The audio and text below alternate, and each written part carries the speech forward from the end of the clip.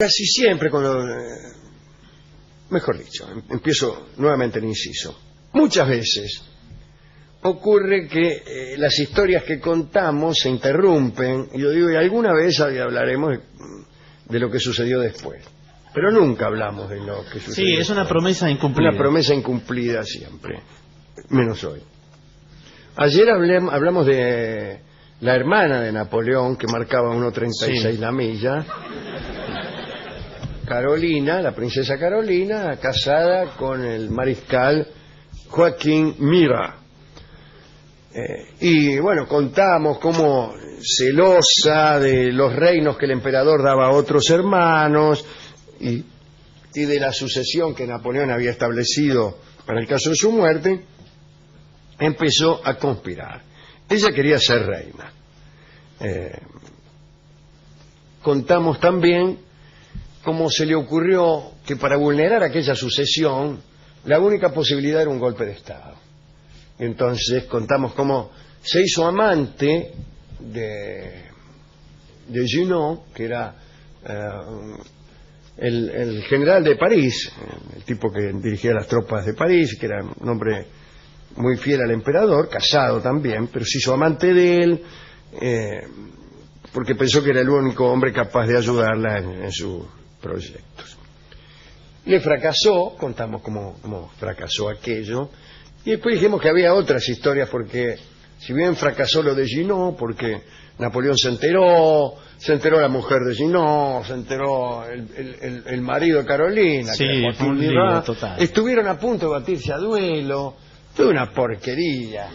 Entonces Napoleón se enteró, y se enteró estando en Prusia. Cuando volvió a Francia le digo, mira, terminala, le dijo a la hermana. La hermana le hizo un cuento, le dijo que estaba andando con Junot porque él le había confesado que no podía amar más y ella le dio lástima, entonces trató de entusiasmarlo. Bueno, Napoleón se lo creyó, fenómeno. Hoy contaremos lo que pasó después, porque Carolina no abandonó aquellos planes. Junot fue castigado y fue a dar a Portugal. Y ayer yo cometí un error. Yo dije que me parecía, yo a veces hablo de memoria y digo cualquier cosa, que me parecía que había un tipo que había dicho que esa circunstancia había sido fatal para el régimen de Napoleón, sí, porque al salir Junot de París habían ocurrido cosas que de otro modo no se hubieran producido. Lo dijo como una versión igual, sí, me parece. pero como no me acordaba, fui a ver quién era el tipo, y efectivamente se llama Joseph Turquin, el tipo, y escribió un libro que se llama, y el título me parece muy esclarecedor, Las hermanas de Napoleón. Sí, yo creo que fue directo al grano. Sí. Uno no tiene que andar ojeándolo para ver. Y ahí dijo esto, yo lo calumnié, mejor dicho, hablé mejor de Junot de lo que él merecía. Lo que dice Turquin es que enviarlo a Portugal fue un error, porque Junot era un incapaz, no como yo di a entender ayer. Y que si él hubiera, esa famosa cosa, ¿no? Si él hubiera mandado a un tipo más capaz a Portugal, no hubiera tenido lugar la evacuación de Portugal, y él sospecha que tampoco se hubiera levantado en España, y eso es mucho. Y bueno, sí, tampoco es mucho conjeturar que si Carolina no hubiera sido amante de Junot, Goya no hubiera pintado los fusilamientos del 2 de mayo de 1808. Y tampoco estaríamos hablando aquí de él. Bueno, muy bien. Pero el caso es que Carolina quedó con esa idea entre ceja y ceja. Y además, después del episodio de Rusia, empezó a quedar claro que el imperio por ahí se desmoronaba. Y Carolina empezó a pensar que le convenía prepararse para el caso de que sucediera esto, que Napoleón fuera derrotado, no solo muerto en batalla, sino derrotado y despojado del poder. Y empezó a buscarse entonces amantes en el bando contrario. Y el primero que cayó fue el barón Metternich, el famoso embajador de Austria, que parece que era un tipo que se metía en todas las camas. Oh, qué feo. Sí, según se dice, voy a citar, abordaba a cualquier mujer que tuviera un busto decoroso. Bueno. Así que si usted tenía un busto decoroso, podía tener la certeza de que von Metternich la iba a encarar. ¿Y tenía un amplio umbral del decoro el señor? No, habiendo muchas postulantes al decoro, uno podía ser exigente sin ser exiguo. Y Metternich se fijó en Carolina y ella no desdeñó sus miradas. Le voy a decir que Metternich incluso también fue amante de la mujer de Junot, el tipo. Así que, entre otras, entre muchas otras. ¿Por qué no reparte un mapa? Sí, Sí. Claro. Ella, por espíritu coqueto, pero también por ambición, lo amó, por no decir otra cosa. Cuentan que Metternich entonces agregó al placer de conquistar a una mujer hermosa el hecho de ponerle los cuernos al más famoso mariscal del ejército napoleónico, que era Joaquín Murat, el marido de Carolina.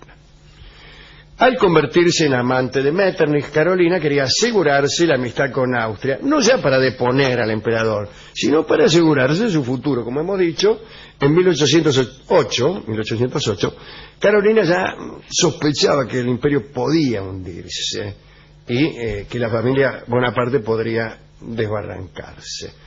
Bueno, entonces Metternich, maravillado por los encantos de Carolina, encantos que ella, como hemos dicho ayer, se encargaba de resaltar con unos trajes escalofriantes, prometió acompañarla si es que sobrevenía la ruina de la familia imperial. La propuesta fue más o menos así: déjenme meterme en su cama y yo la protegeré de la ruina de la familia imperial. Qué suerte poder hacer una propuesta así, ¿no? Uno que está acostumbrado después, si acaso te llevo hasta tu casa.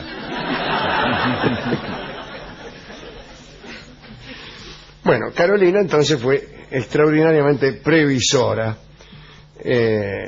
y su plan era mantenerse tras la caída gracias a la ayuda de Austria. Austria era el enemigo de Napoleón. El enemigo de Napoleón era Austria. En 1813 Napoleón se aprestaba a luchar contra una coalición formada por Inglaterra, Rusia, Prusia, Austria y España. Sus ejércitos ya estaban debilitados por la campaña de en Rusia, y bueno, hubo un encontronazo famoso en Leipzig donde 185.000 franceses lucharon contra 365.000 coaligados. Al tercer día de batalla Napoleón debió retirarse.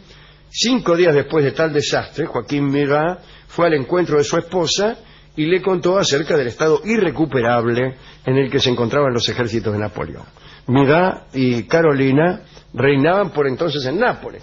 Es decir, finalmente ella había conseguido que le dieran al marido un reino. ¿Qué era este reino de Nápoles? Un reino que era español.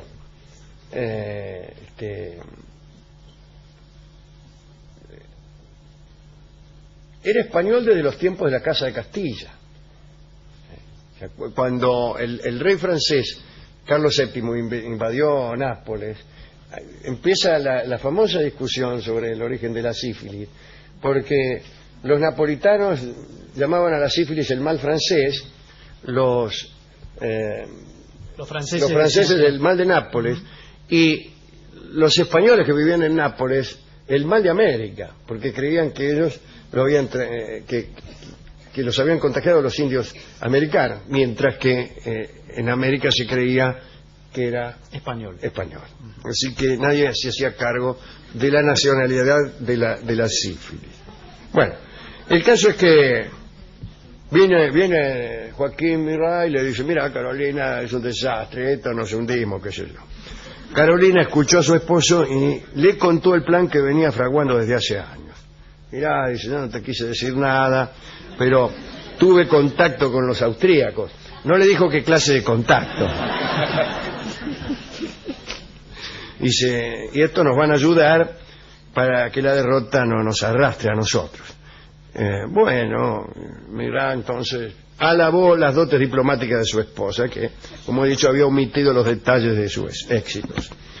Poco después Carolina revivió sus amores con Metternich, lindo nombre, y reclamó los viejos favores prometidos. Bueno, dice, pero había pasado el tiempo, las cosas ya no eran tan fáciles. Carolina y el marido y Murat se presentaron ante el conde de Mieri, el embajador austríaco en Nápoles, y le confesaron que en caso de la caída de Napoleón pretendían conservar el trono de Nápoles.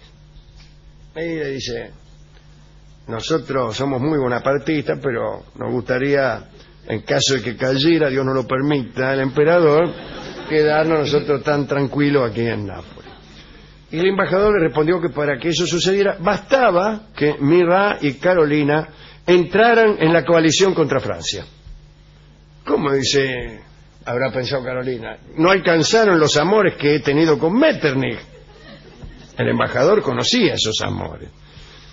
El caso es que en agradecimiento, si Carolina y Murat entraban a la liga, el embajador le dijo que el emperador de Austria garantizaría la posesión de sus estados.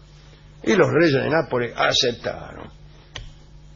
Murat, el principal mariscal de Napoleón. Para celebrar la traición que iba a precipitar la caída de su hermano, Carolina organizó unos festejos y el 12 de enero de 1814 Murat firmó un tratado de alianza con Austria donde se comprometió legalmente a luchar con todo su poder en la guerra contra Napoleón y a proporcionar 30.000 hombres. Una francesa que estaba de paso por Nápoles visitó por esos días a los soberanos. Los encontró en un estado que la asombró. Carolina estaba pálida, paseaba por el palacio con las manos temblorosas. Murat tenía el pelo alborotado, los ojos desorbitados y el aspecto de haber llorado. Dicen que en el momento de firmar el tratado con Austria, Murat había sentido remordimiento y que Carolina, furiosa, había amenazado con abandonarlo si no firmaba. Pero el tipo estaba desconsolado. Se dirigió a la visitante, Madame Ramier, y casi le dijo, señora, me llamarán traidor, me llamarán Murat el traidor. Y repetía eso sin parar. Poco después, Murat salió de Nápoles para participar en la coalición y la dejó a Carolina como regente de Nápoles. En verdad, el mariscal no atacó directamente a las tropas napoleónicas, Murat, simplemente retiró las suyas del combate en el momento en que los aliados se aproximaban a París. Luego de la invasión a Francia, Napoleón abdicó, pasó a su retiro, como sabemos, en Elba. Después regresó de ese retiro en febrero de 1815, recuperó el poder durante los famosos 100 días y después lo vencieron en Waterloo, ¿no? Y ahí el arrepentimiento volvió a tomar a Murat y durante los 100 días corrió a ponerse al lado de su antiguo jefe. Ahora, claro, ahí los que se enojaron fueron los austríacos y después de la derrota final Carolina fue despojada de su trono y Murat no pudo hacer nada. Luchó junto a Napoleón en Waterloo, huyó a Córcega, luego quiso recuperar su trono en Nápoles, pero no lo consiguió. Peor todavía, en Nápoles, Joaquín Murat fue fusilado por traidor, pero traidor a Austria. Lo fusilaron los austríacos por traidor a Austria. Carolina se quedó sin marido, sin reino, sin imperio y sin amante que la ayudara, porque von Metternich no volvió a verla. Finalmente se retiró a una casona en Trieste, donde vivió hasta 1839. Ya había pasado todo, ¿no? Extraordinaria esta historia. Carolina, ¿eh? La segunda parte es más triste que la primera. Mucho más triste que la primera. La primera tiene cosas muy divertidas. Es muy divertido, a ver si me acuerdo lo que pasó aquel día. El día que Napoleón, o los días después que Napoleón se enteró de que Carolina andaba con Junot, falta muy poco, pero no importa. Carolina lo mandó a Portugal a Junot. El tipo zarpaba al día siguiente. Y esa misma noche, esa última noche, Carolina lo mandó a llamar. Y el tipo fue, a pesar de que estaba arreglando las cosas con su mujer, qué sé yo, pero el tipo fue igual. Y en la notita Carolina le dice que vaya armado. ¿Por qué? ¿Por qué? Porque ella preveía que a lo mejor venía el marido.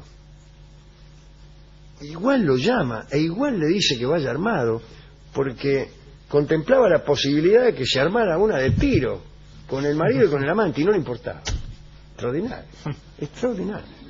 Dice, venite bien armado porque por ahí viene mi marido y te vas a tener que batir a duelo. ¿Y el tipo fue igual? Y el tipo fue, y fue armado. Y fue armado. Y entonces, todo esto lo cuenta la mujer de él, Laura Gino. Después volvió como a las 4 de la mañana. Y ella lo esperó, y él trató de reconciliarse. Es una porquería. Él le mintió, le dijo que ella lo tenía amenazado. Toda una cosa indigna. Hemos ido a la discoteca, le hemos contado otra vez esta historia que ya se la habíamos contado ayer. Está en la segunda Al parte. discotecario esta vez la entendió mucho menos. Pero como supo que Carolina era, después de todo, una princesa,